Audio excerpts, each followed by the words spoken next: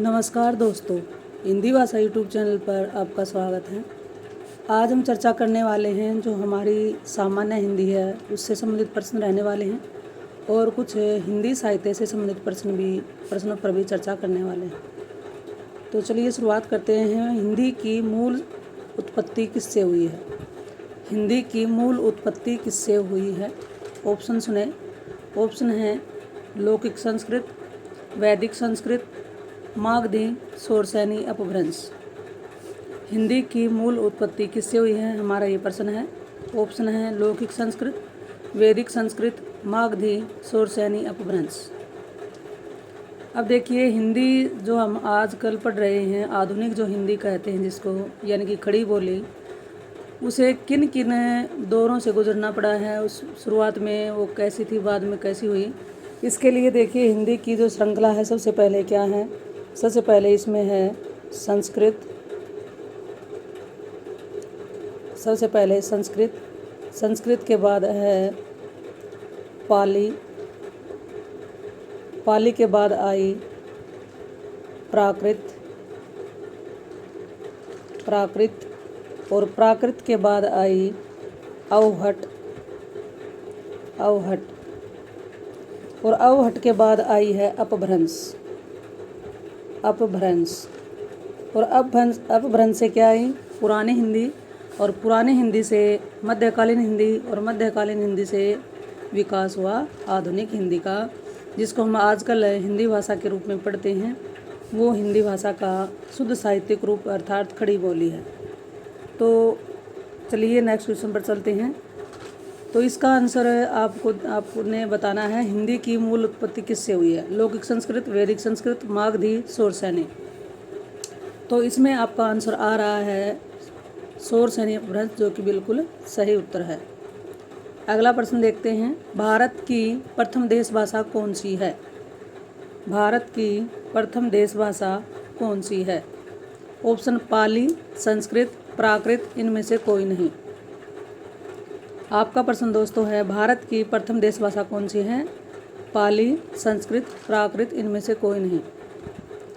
तो आपका आंसर आ रहा है ऑप्शन ए, जो कि बिल्कुल सही है, पाली। नेक्स्ट क्वेश्चन देखिए। निम्नलिखित में से कौन सी भाषा संस्कृत भाषा का अपभ्रंश है? यानी कि निम्नलिखित में से कौन सी भाषा संस्कृत भाषा से, अपभ्रंश का मतलब क्या होता है, उससे निकल कर आई है, या अपभ्रंश के बाद किस भाषा का जन्म हुआ है? इसका प्रश्न ये बनता है। तो प्रश्न फिर से सुनिए। निम्नलिखित में से कौन सी भाषा संस्कृत भाषा का अपभ्रंश है? अपभ्रंश का मतलब होता है कि कौन सी भाषा संस्कृत भाषा के बाद किस भाषा का जन्म हुआ है। ऑप्शन है खड़ी बोली, ब्रज, अवधी, पाली। अभी मैंने क्वेश्चन फर्स्ट में आपको हिंदी की जो श्रृंखला है वो बताई थी कि किस हिंदी का विकास किस भाषा से हुआ है। तो पहले जैसा कि हमने जाना था संस्कृत है, और संस्कृत के बाद कौन सी भाषा थी?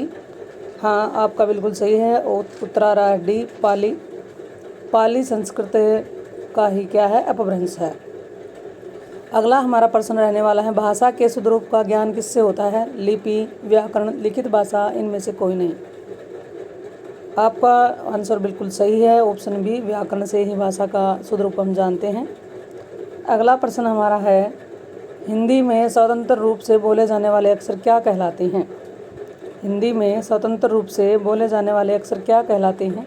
स्वर, संयुक्त अक्षर, व्यंजन, स्वतंत्र ध्वनि। तो आप अपना आंसर ध्यान से सुने, समझें। आपने आंसर दिया है ऑप्शन ए, जो कि बिल्कुल सही है। स्वतंत्र रूप से बोले जाने वर्ण क्या कहलाते हैं? स्वर कहलाते हैं। इनमें किसी दूसरे वर्णों की सहायता नहीं लेनी पड़ती। अगला प्रश्न देखिए। हिंदी भाषा में वे ध्वनियाँ कौन सी हैं जो दूसरी ध्वनियों की सहायता से बोली या लिखी जाती हैं? हिंदी भाषा में वे ध्वनियाँ कौन सी हैं जो दूसरी ध्वनियों की सहायता से बोली या लिखी जाती हैं? स्वर, व्यंजन, वर्ण, अक्षर। तो इसमें आपका आंसर आ रहा है ऑप्शन बी, जो कि बिल्कुल सही है, व्यंजन। व्यंजनों का उच्चारण हम दूसरे वर्णों की अर्थात स्वरों की सहायता से ही करते हैं। अगले प्रश्न पर चलते हैं। अगला प्रश्न देखिए। अगला प्रश्न है, क, ख, ग, फ में से कौन सा उर्दू से लिया गया है? यानी ये वर्ण दिए गए हैं क, ख, फ। इनमें से ये बताना है कि कौन सा वर्ण किससे उर्दू भाषा से लिया गया है। तो इसमें देखिए आपको इसका आंसर देना है। आप अब उसका उत्तर बता रहे हैं ऑप्शन डी, जो कि बिल्कुल सही है। अब ये कैसे पता चला, इसमें ऑप्शन डी ही रहेगा, क्योंकि क, ग और फ ये हिंदी भाषा की वर्णमाला के वर्ण हैं, जबकि ख किसका है, ये उर्दू भाषा का है, क्योंकि इसके नीचे आपको एक बिंदु लगा हुआ दिखाई दे रहा है। ये बिंदु उर्दू भाषा के शब्दों के नीचे लगाया जाता है और इसको कहते हैं नुक्ता। तो दोस्तों आपका आंसर बिल्कुल सही है, ऑप्शन डी ख। अगला प्रश्न देखिए, जिन शब्दों में अंत में अ आ जाता है उन्हें क्या कहते हैं? अनुस्वार, अयोगवाह, अंतस्थ, अकारांत। जिन शब्दों के अंत में अ आ जाता है उन्हें क्या कहते हैं? अनुस्वार, अयोगवाह, अंतस्थ, अकारांत। आपने आंसर दिया ऑप्शन डी, जो कि बिल्कुल सही है, अकारांत।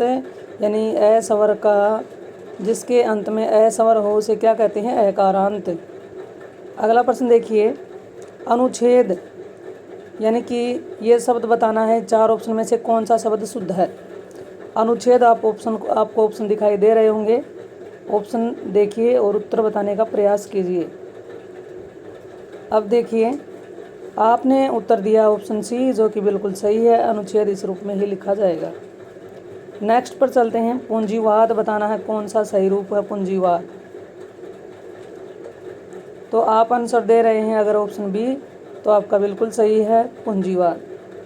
आगे देखिए, अंतर्निहित शुद्ध शब्द बताना है। इसमें चार ऑप्शन आपको दिखाई दे रहे हैं, तो अपना आंसर बताइए। अंतर्निहित कौन सा शब्द इसमें शुद्ध है?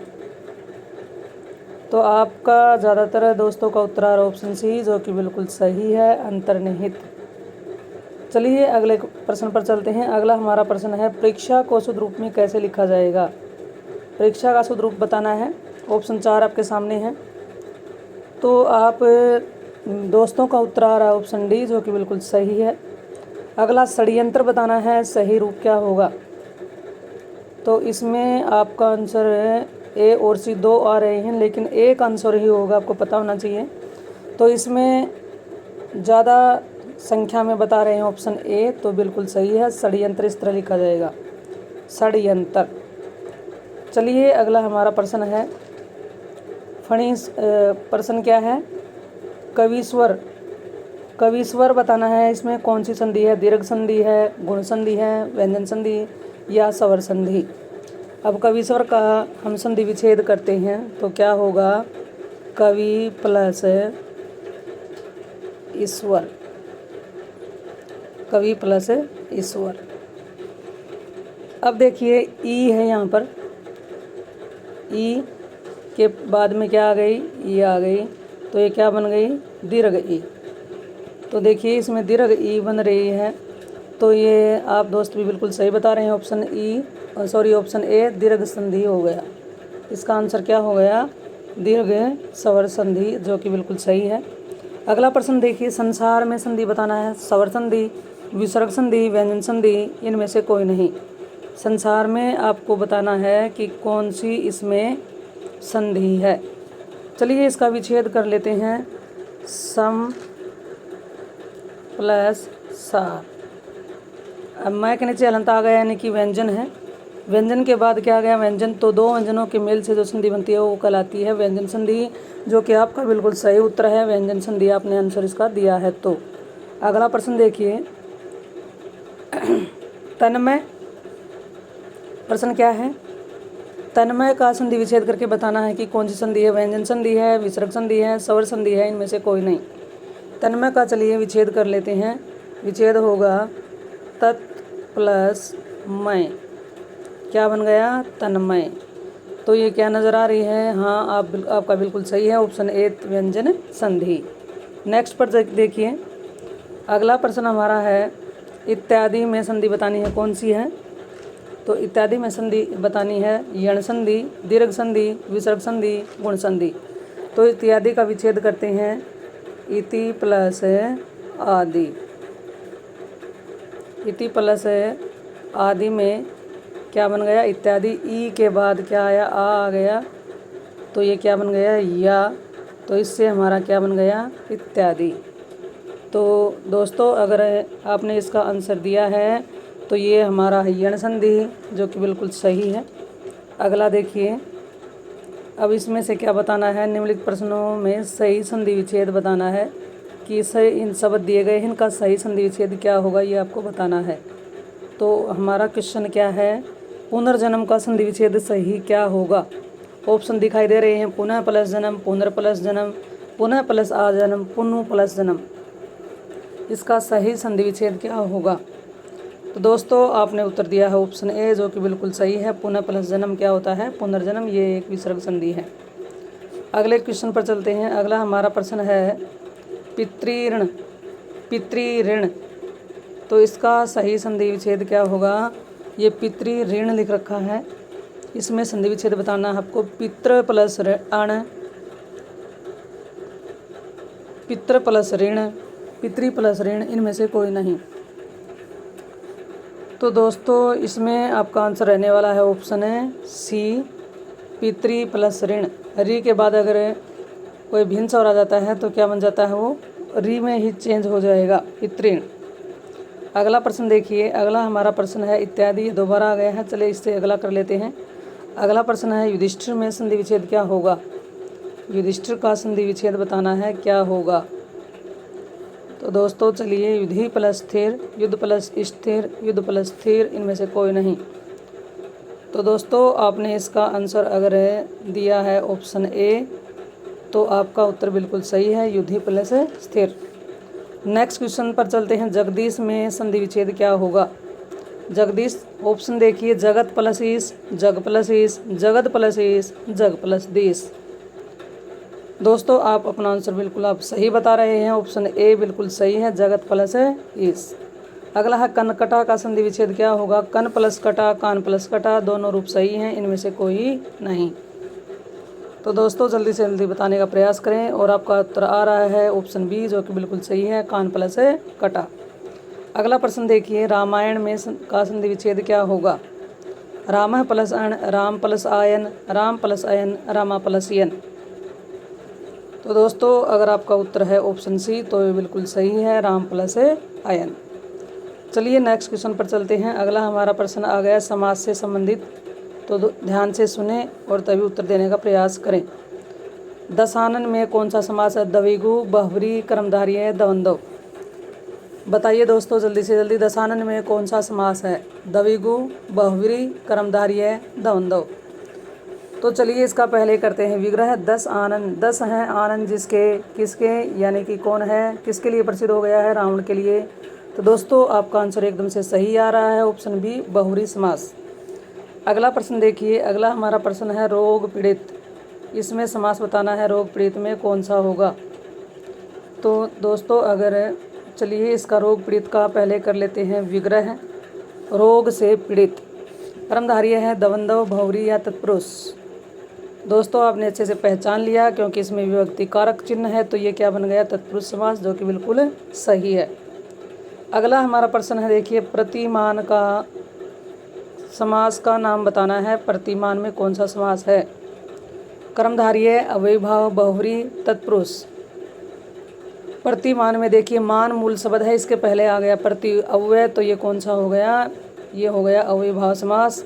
अगर आपने ये उत्तर दिया है तो बिल्कुल आपका सही उत्तर है। अगले प्रश्न की बात कर लेते हैं। वीर पुरुष कौन सा समास है। बहुव्रीहि, तत्पुरुष, अव्ययीभाव और द्वंद्व। इसके विग्रह की बात करें तो वीर है जो पुरुष, यानी कि कोई व्यक्ति विशेष आ गया, तो ये कौन सा होना चाहिए। हाँ जी, आपका उत्तर बिल्कुल सही है, आप दे रहे हैं ऑप्शन ए, जो कि बिल्कुल करेक्ट उत्तर है। अगले क्वेश्चन की बात कर लेते हैं। अगला हमारा प्रश्न है, निम्नलिखित नीचे दिए गए वर्ग में विकल्पों में से तत्सम शब्द का चयन करना है। तत्सम शब्द क्या होते हैं। जो शब्द संस्कृत भाषा से हिंदी भाषा में अपने उसी रूप में प्रयोग में लिए जाते हैं, वो तत्सम शब्द कहलाते हैं। तो 29 का जो क्वेश्चन है, इसमें ऑप्शन देखिए, क्वेश्चन कौन सा है। चांद, चंद्रमा, चंद, चंद्र, चंद। आपको बताना है इसमें तत्सम शब्द कौन सा है। दोस्तों आपने अपना आंसर बताया ऑप्शन बी, जो कि बिल्कुल सही है। अगला है छेद, डंडा, विवाह, सींग। 30 नंबर पर जो प्रश्न है, छेद, डंडा, विवाह, सींग। इसमें अपना तत्सम शब्द का चयन करना है, कीजिए। हाँ जी, आपने बिल्कुल सही बताया, ऑप्शन सी विवाह एक तत्सम शब्द है। अगला प्रश्न 31 पर है, हंसी कपूर ओज आम। हंसी कपूर ओज आम, बिल्कुल सही उत्तर आपने दिया ओज। खेत नेहर निर्मम कुछ, इसमें आपको तत्सम ही बताना है, खेत नेहर निर्मम कुछ। आप बिल्कुल सही उत्तर बताते आ रहे हैं, ऑप्शन सी निर्मम। आपकी तैयारी लगभग बहुत अच्छी चल रही है। अगला प्रश्न है, सुमन नाखून कोआ बहाव। सुमन नाखून कोआ बहाव, तो जी आपने उत्तर दिया ऑप्शन ए, जो कि बिल्कुल सही है। सुमन एक क्या है, तत्सम शब्द है। चलिए अगले क्वेश्चन पर चल पड़ते हैं। अगला हमारा प्रश्न रहने वाला है, नीचे दिए गए विकल्प में से तत्सम शब्द का चयन करना है। इसमें भी तत्सम छाटने हैं। सॉरी, ये दोबारा क्वेश्चन रिपीट हो गया है। तो हमारे इतने क्वेश्चन थे जो कि पूरे हो चुके हैं। तो ये वीडियो आपको अच्छी लगे तो इस वीडियो को अपने दोस्तों के साथ ज़्यादा से ज़्यादा शेयर करें। अगर चैनल पर आप पहली बार आए हैं तो इस चैनल को सब्सक्राइब करें। और अगर जो भी टॉपिक अभी आए हैं क्वेश्चन, उससे संबंधित किसी भी विषय पर आपको विस्तृत पूरी जानकारी चाहिए तो आप कमेंट में डाल कर बताइए। तो आपका इस चैनल पर आने के लिए बहुत बहुत धन्यवाद। फिर मिलते हैं एक नई वीडियो के साथ। आपका बहुत बहुत धन्यवाद।